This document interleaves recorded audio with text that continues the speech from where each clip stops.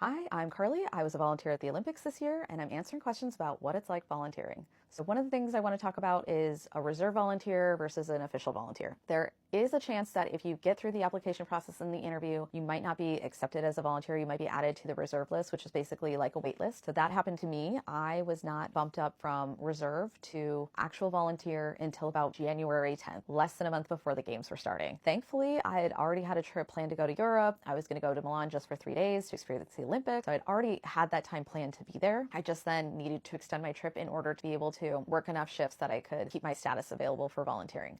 So if you are not accepted right away, but you're added to the reserve list, there's still a possibility that you could go from reserve to official volunteer. Now that's going to make it a little bit more difficult in terms of getting there, getting accommodations, etc. Because for me, it was about 3 or 4 weeks before the games started. Some people I heard were moved up from waitlist to volunteer in December versus January. It's only going to be about maybe like 1 or 2 months before when they start to figure out whether the people that had been given volunteer status accept those positions or not, or if they back out, and then they need to backfill. If you are on the reserve list and you still really want to go, plan just to be there. And unfortunately, because you need to have the 9 shifts, you're going to have to plan to be there for a long time. I would say book airline tickets ahead of time, maybe some that you can like cancel later if you absolutely can't go, and then just keep the money for another ticket some other time. And then same with accommodations. Are you able to find accommodations that if you can't go, you can cancel and get refunded? But it's easier to have accommodations and have flights ahead of time. It's going to be a lot cheaper as well that you maybe cancel versus trying to scramble last minute to get all that done. If you're lucky, maybe you have friends that you could stay with that don't mind you crashing for the 10 days to 2 weeks that you're going to be there. So that's something with the reserve is it's definitely more challenging, but you can still make it work. I was lucky. I was still able to make it work, and it was a really good experience. Also, the other issue that I had was that since I got added late, I could not pick up my uniforms until I arrived in Milan, whereas